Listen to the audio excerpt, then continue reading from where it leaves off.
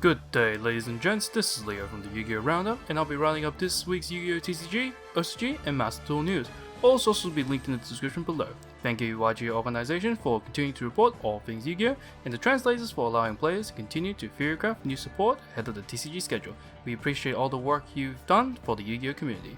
Disclaimer, I will only be covering news in relation to Yu-Gi-Oh! TCG, OCG, and Master Duel formats, as we do not have an official TCG Rush Duel format, and all merchandise and anime related news will be omitted from this roundup.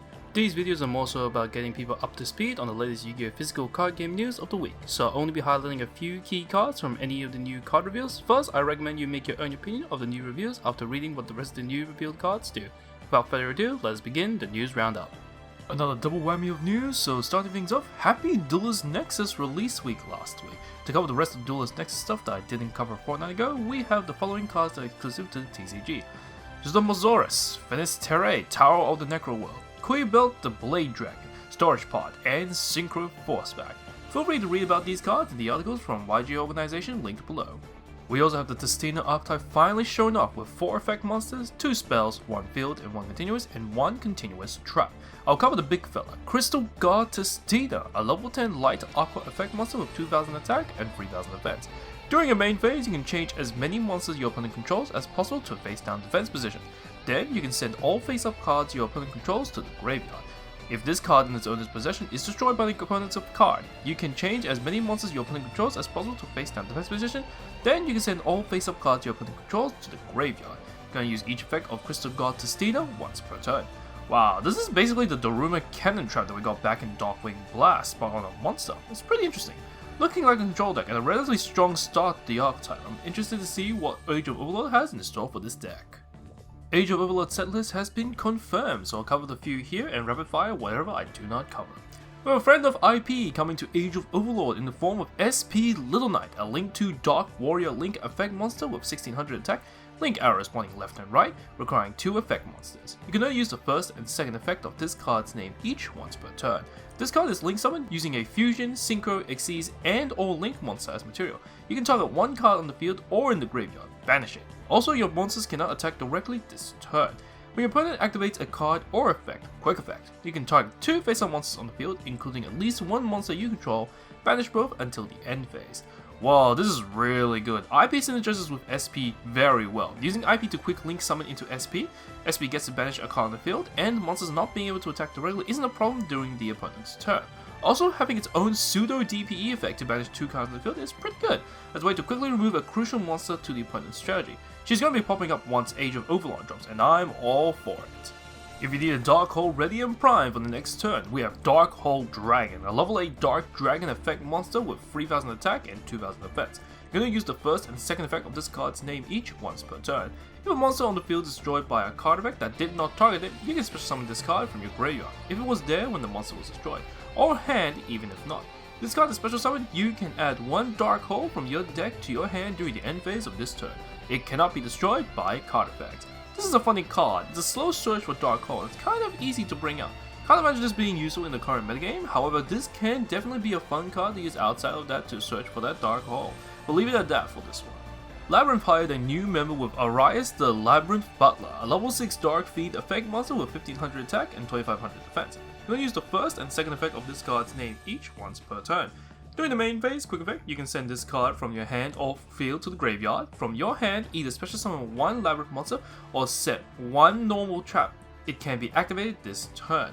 When your opponent activates a card or effect in response to the activation of a Labyrinth card or effect, except Arias, the Labyrinth Butler, or of a normal trap card or effect, and this card is in your graveyard, you can special summon this card. This new hire is actually pretty insane. You can immediately send a normal trap on the opponent's turn, which can also be activated.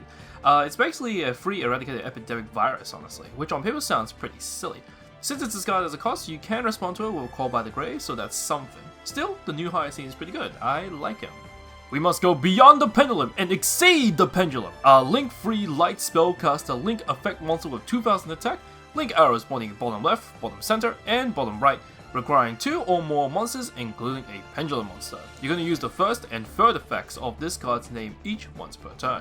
This card is Link summoned, you can add 1 face-up pendulum monster from your extra deck to your hand. It gains 100 attack for each pendulum monster card you control. During the main phase, if you have 2 cards in your Pendulum Zone, quick effect, you can special summon 1 Pendulum monster from your hand or graveyard in defense position, with a level between exclusive the Pendulum scales of the cards in your Pendulum Zone. As I'm not a Pendulum player, I'm not sure how good this is personally, but it seems good that you can just retrieve a Pendulum back from the extra deck, as well as just bring out any Pendulum monster with its own pseudo Pendulum summon effect. I like her design, we'll just see how she fares from here. Zeus's arch nemesis has arrived with Stellar Nemesis Typhon, a Doomsday Star, a rank 12 Dark Fiend Exceeds effect monster with 2900 attack and defense, requiring 2 level 12 monsters. You can also Exceed summon this card by using 1 monster you control with the highest attack during the turn, or the next turn after. Your opponent special summon 2 or more monsters from the extra deck, transfer its materials to this card. If summoned this way, you cannot normal or special summon other monsters for the rest of this turn. Neither player can activate the effect of monsters with 3000 or more attack while you control this Exceed summon card. Once per turn, you can detach 1 material from this card, return 1 monster on the field to the hand. A Reverse Zeus, the ability to special summon him onto the field on the next turn based on the amount of special summons the opponent has done is pretty cool. Its ability to stop your opponent from activating effects with their high attack boss monster is pretty strong. Not entirely composed is also not bad. It's pretty sick, I like him. I'll now rapid fire the cards that were also confirmed for Age of Overlord thanks to the box openings. Seisho Ruten, Lament of the Immortal Bushi, Invasive Alien Species, IAS, Tarai, Card Scanner, UFO Light, Hanayome Ningyo, Oyatsu Tsumameu Hime, Tao the Great Chanter, Ori Ori no Kamigami, and Cute Little Scapegoat. The next V-Jump promo card is Rescue Hedgehog. Oh my god, he's adorable. Level 4 Earth monster for the Rescue archetype. Can't wait to see its effect, as it seems to support various kinds of summoning. We'll cover all the Master Duel content that dropped so far the past fortnight. We had the Monster Type Vessel, which as of this recording has unfortunately passed, but you could have got yourself a DD Ghost Mate with Scrodinger's cat inside. How cute. We also have a new icon with Tropical Seaside, most likely to go along with some Summer Dude's mate base. July 27th gave us a mega update to prepare for the Yu-Gi-Oh! World Championships 2023. By logging in this period, you can get World Championship sleeves for your decks in-game. You can also pick up Punk Jam Dragon Drive as sleeves as well at the store in-game. Secret packs are now enabled for Guardians of the Secret Summit and the Ultimate Traditional Art, which provides Sword Soul and Punk cards respectively. To celebrate the World Championships this year, they have also dropped 2 bundles, accessories themed around Legendary Dragon of White and Legendary Magician of Dark, both containing 5 master packs as well as an icon, sleeves, and monster art of the respective monsters. You can get them for 600 gems each bundle. On the topic of the World Championships, there is now a combined ban list of both TCG and OCG for the world stage, along with some outlier cards that are now on the list due to product not being released in certain countries just yet. You can view the ban list in the YGO organization article below, it's a big one. OCG now allows surrendering in sanctioned events, which I'm genuinely surprised was not enforced there, but I digress. It seems that you can only surrender if it doesn't determine the outcome of the match. It's a start, but should be able to surrender regardless of the outcome.